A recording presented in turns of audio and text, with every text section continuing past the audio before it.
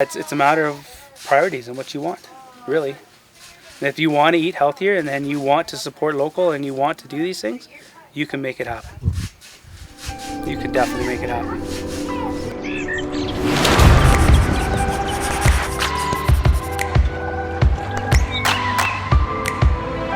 For some people up here, like, farming is a hobby.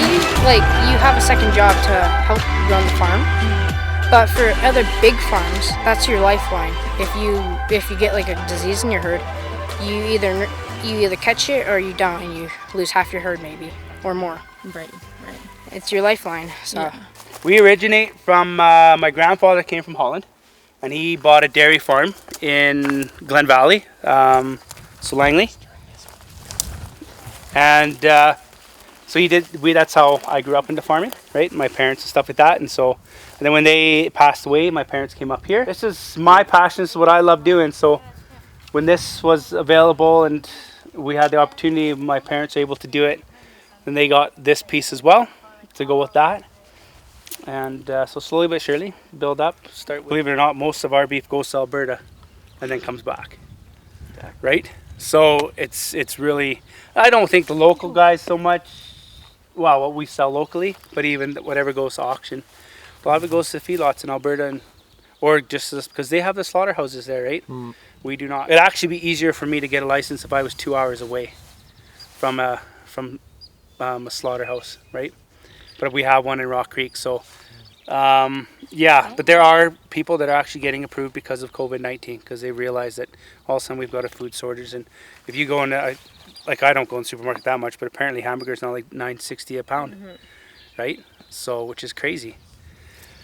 So yeah, I think hopefully it becomes easier, but we'll see where it goes. I hope they allow us to do smaller stuff, but most of it's cost. Like just for me to grade eggs would be, I think, somewhere between $20,000 and $30,000 just to get everything to where they want their regulations so that I can tell somebody this egg is good, right? Whereas, I mean, there's nothing wrong with the egg. Even a cracked egg, there's nothing wrong with it. I eat them every day. So yeah, it's a little bit ridiculous with regulations. I understand the safety and people's concerns, but on the farming side, I mean, I've been on the farm all my life and I'm still good, right? Well, the biggest thing that a community can do really is purchase from the local farmer, right? I mean, short of volunteering your time, but then there's training involved. And I mean, obviously I'm not big enough to need anybody to help. Most of the cows, they go out in the range, and cows are pretty easy, right? So you're local. Like if you go into a Soyuz right now and the cherry guys are hurting because they need people. They need, you're not getting the influx of people coming from Mexico or back east or stuff to pick cherries and stuff like that, right? So, and I'm not suggesting people volunteer their time, but they could go and pick cherries. That would help, right? Or just buy local, right? Don't wait. Don't go to the grocery store, because really the grocery store gives you that perfect fruit because they make it look that way. But fruit's not perfect, right? I got a whole bin of apples that I fed them off my pigs. The pigs loved them, but if I'd gotten them sooner, we would have eaten them. They call them, for whatever reason, they have a bruise, or I don't know why they call them, but they do, and they're not good for supermarket, but they're perfectly good apples, right? I think that's the biggest thing the community can do in itself. If they want, if that's what they want, if they want local products, then they have to support their local people. If you can afford to go to the store and pay $9.60 a pound for hamburger, you can afford to drive for 2 hours to go pick something up that's going to be fresher and more healthy for you, really, in all honesty. Do the research, you know. Yeah. Don't just stop at one, because you can research and go in many different directions and get stuck and go down a rabbit hole. Because I get people all the time and they'll say, well, they're too cute, or they're not supposed to eat meat, or this, and it's like, if you don't eat meat, that's fine. I don't judge you, but don't come onto my Facebook, right, and tell me, because it's pointless. You're not going to change my mind, right? And you're just scaring away potential, so you're hurting my business is what you're doing. But if that's their feelings, it's their feelings. That's fine. I don't go to tell them that they should eat meat either. I've got 286 acres. If you want me to, I'll grow vegetables for you if that's what you prefer. Just do your research, right? Look into the health versus what commercials putting into the cows versus what I put into the cows, just raising them what grass-fed or naturally raised actually is. So just understand that these cows aren't affecting that ozone. But what they do is, like, our cars and all the stuff that we do as people affects the ozone by far way more than the cows do, right? They're meant to be here. There used to be millions and millions of buffalo, and they're all gone. So where does all that effect go, right? Where's the good that they were doing?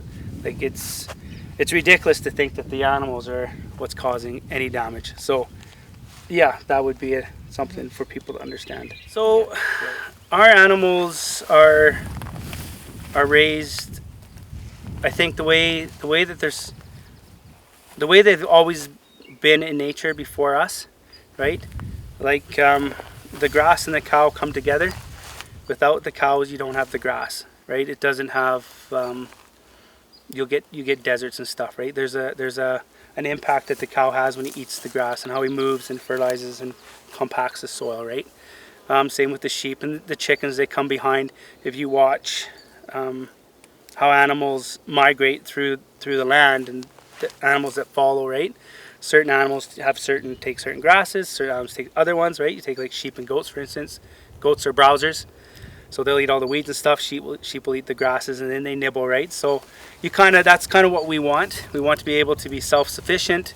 We want to be able to take this land, and obviously you can see this land was much forested. So now you're changing it from a forest to a grassland.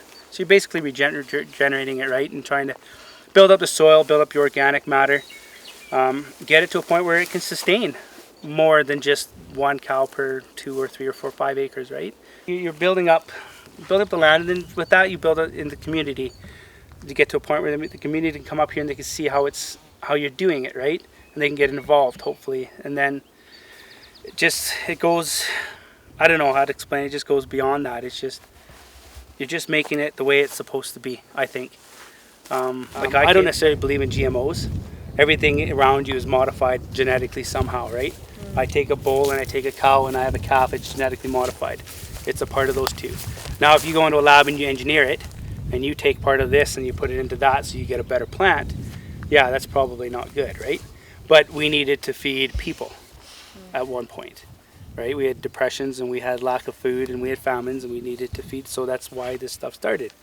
And then you get into, you just get away from the stuff that we used to do, and you get into your feedlots, and they did it for a purpose. They did it to mass produce, right? They did it so you could have, it's like with everything that we do in society, we go, okay, we have a problem, now we have to fix that problem. How do we do it?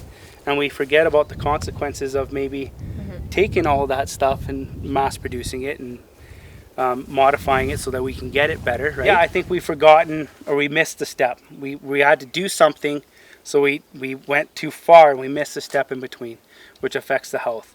And now you're trying to go back, is what you're doing, right? And then you're finding that, yes, we can go. There's guys, big name guys in the States that have been doing this for years that have figured out that they can grow enough grass to quadruple the production that their neighbors are getting, just based on simple rotation of animals and what animal falls behind another animal, right? You don't need all that. So it's like a pendulum, you know, it swings too far one way and it'll swing back the other way, and hopefully eventually it'll come in the middle and we'll figure it out, right? Well, I just find it weird that all the things that are supposed to grow naturally and be like from the earth, we're paying twice as much for, and it's the natural product of it. And because you want to eat, I guess, organic or natural.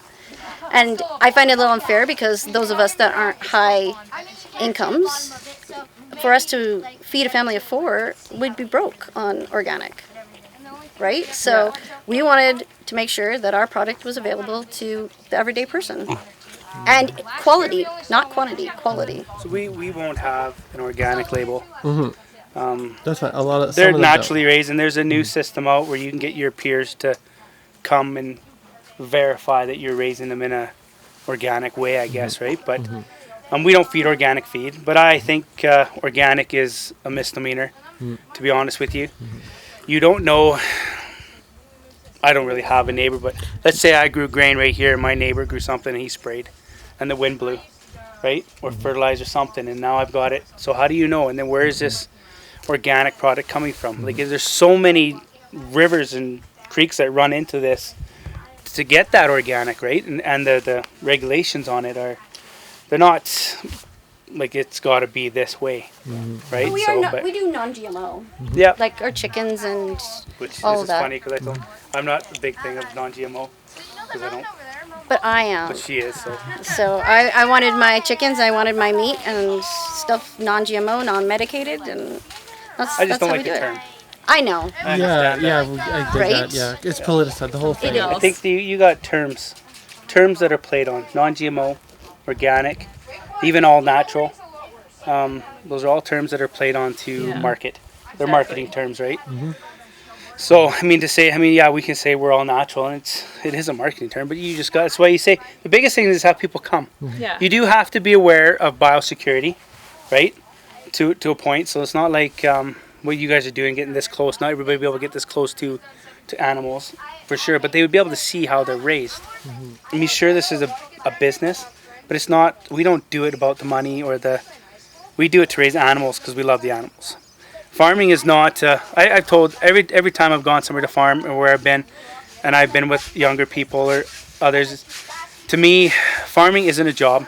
It's not a career, right? It's not gonna. It's something you have to love doing. It's got to be a passion. It's a lifestyle. It's your entire life. Like when I do this is a 24/7 job. If it's not going to be that way, it's not worth doing for me, right? It's just I can't take care of them properly, and that's what people understand. If you asked me earlier what I think people should know or think about or any of that, one thing they should know is that they're local farmers. For the most part, like the guys, what we do it's about what we love doing. It's why we got into doing it, right? It's not. I mean, sure, we have bills to pay. We have a mortgage, electricity, and phones and stuff like that, like everybody else does. But it's about the animals and the health of people.